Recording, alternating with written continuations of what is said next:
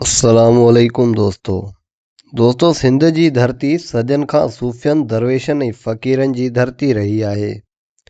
हिन मिटी मां केतिरा ई अहिड़ा इंसान पैदा थिया जिन पंहिंजी सादगी, सचाई ऐं हिकमत भरियल ॻाल्हियुनि सां माण्हुनि जे दिलनि ते राज कयो। उन्हनि मां हिकु नालो हो वतायो फ़क़ीर जो, जंहिं जा लफ़्ज़ अॼु बि ॻोठनि जी औताकनि, शेरनि जी मजलिसनि ऐं बुज़ुर्गनि जे ॻाल्हियुनि में ॿुधण में अचनि था। दोस्तो, वतायो फ़क़ीर को वॾो आलिम या दरबारी शख़्स न हो, न ई वटसि दौलत हुई, न को महल। संदसि सॼी मिल्कियत हिकु पुराणो कपिड़ो, हिकु लठ ऐं सच ते ॿधल दिलि हुई। पर जेके वटसि हो उहो केतिरनि अमीरनि वटि बि न हो। दानाई हिकु भेरे ॻोठ जा माण्हू वतायो फ़क़ीर खां पुछण लॻा, वतायो फ़क़ीर साईं, ख़ुशी छा आहे, दौलत में या इज़त में? वतायो फ़क़ीर मुस्कुराईंदे चयो, ख़ुशी न दौलत में आहे न इज़त में, ख़ुशी त उन दिलि में आहे जेका लालच खां पाक हुजे। हुन वधीक चयो, जेको माण्हू ॿियनि जो हक़ न खसे, जेको पंहिंजे पेट खां वधीक न सोचे, उहो ई सकून सां सुम्हंदो आहे। बाक़ी जंहिं वटि खज़ाना हुजनि पर दिलि बेचैन हुजे, उहो फ़क़ीर खां बि वधीक ग़रीब आहे।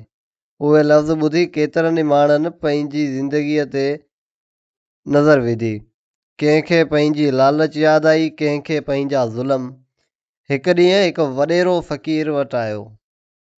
वॾेरो पंहिंजी ताक़त ते नाज़ कंदो हो। हुन फ़क़ीर खां पुछियो, तूं सच जी ॻाल्हि कंदो आहीं, पर सच सां पेट नथो भरे। वतायो फ़क़ीर खिलंदे वाराणियो, साईं, सच सां शायदि पेट देर सां भरिजे, पर कूड़ो खाई बि पेट कॾहिं न भरबो। हुन वधीक चयो, कूड़ो माण्हू हर वक़्तु ॾिजंदो आहे त किथे संदसि राज़ खुली न पवे, पर सचो माण्हू बेख़ौफ़ हूंदो आहे। वॾेरो कुझु देरि ख़ामोश रहियो। माण्हुनि ॾिठो त फ़क़ीर जी सादगी ॻाल्हि वॾी दर्स बणिजी वई। हिकु भेरे ॻोठ में ॿिनि भाइरनि में ज़मीन जो झगड़ो थी पियो। मामिलो वतायो फ़क़ीर वटि आंदो हुयो। फ़क़ीर ॿिन्ही खे विहारे चयो, तव्हां ॿई हिकु ई माउ जी औलाद आहियो। जेकॾहिं ज़मीन अव्हांखे अलॻि करे रही आहे त पोइ उहा ज़मीन अव्हांजी न आहे, पर अव्हां ज़मीन जा ग़ुलाम बणिजी विया आहियो। उहो थोरो रुकिजी वरी चयईं, इंसाफ़ उहो न आहे त वॾो भाउ ज़ोर सां खटे वञे। इंसाफ़ इहो आहे त नंढो भाउ बि राज़ी हुजे। इहे लफ़्ज़ ॿुधी ॿिन्ही भाइरनि जे अखियुनि में पाणी अची वियो ऐं हू पाण में ठाह करे वेठा। वतायो फ़क़ीर घणो वक़्तु बुख बि सठी, पर कॾहिं शिकायत न कई। जॾहिं को खेसि मानी ॾींदो हो त चवंदो, अलाह जो शुक्र, अॼु मुंहिंजो नसीबु खुलियो आहे। ऐं जॾहिं मानी न मिलंदी हुई त चवंदो, अॼु बि अलाह जो शुक्र आहे, छो त शायदि मुंहिंजे लाइ को ॿियो रिज़्क़ लिखियलु आहे। माण्हू हैरान थींदा हुआ त हीउ फ़क़ीर हर हाल में राज़ी कीअं रहे थो। हिकु ॾींहुं कंहिं नौजवान पुछियो, साईं, तव्हांखे कॾहिं ॾुखु नथो थिए? फ़क़ीर वाराणियुसि, ॾुखु त थींदो आहे, पर मां उनखे महिमान सम्झां थो। महिमान खे इज़त सां रुख़्सत कबो आहे, रोई रोई न। हिकु वापारी वटि वॾो माल हो, पर दिलि बेचैन हुई। हू फ़क़ीर वटि आयो ऐं चयईं, मूं वटि सभु कुझु आहे, पर सकून न आहे। वतायो फ़क़ीर खेसि चयो, पंहिंजे माल मां कुझु उन्हनि खे ॾे जिन वटि कुझु बि न आहे, पोइ ॾिस सकून कीअं थो अचे। वापारी कुझु माल ग़रीबनि में विरायो। कुझु ॾींहं खां पोइ हू वरी फ़क़ीर वटि आयो। संदसि चहिरे ते मुर्क हुई। साईं, हाणे दिलि हल्की लॻे थी।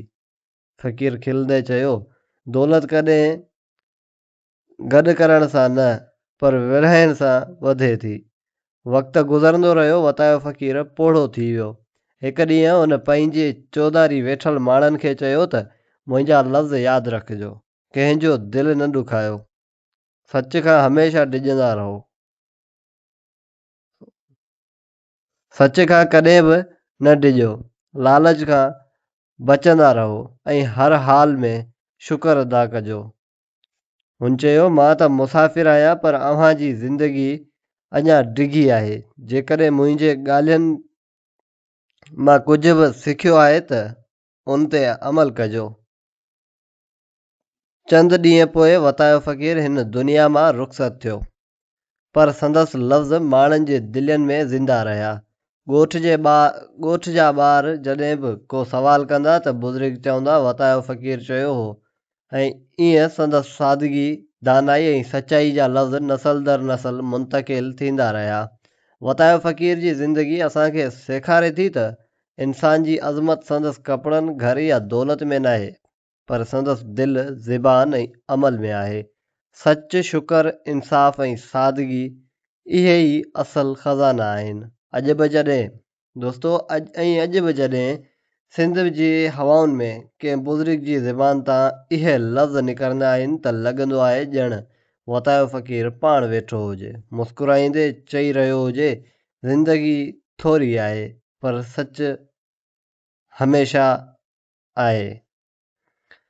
दोस्तो, ही हुई असांजी अॼु जी कहाणी। उमेद कयां थो कहाणी तव्हांखे पसंदि आई हूंदी। जेकॾहिं वीडियो पसंदि आई हुजे त वीडियो खे लाइक कयो ऐं वधि खां वधि पंहिंजे दोस्तनि सां शेयर कयो। जेकॾहिं चैनल ते नवां आहियो त चैनल खे सब्सक्राइब करणु न विसारंदा। मिलंदासीं हिकु नई वीडियो सां गॾु। तेसीं ताईं रखो पंहिंजो ख़्यालु। अल्लाह हाफ़िज़।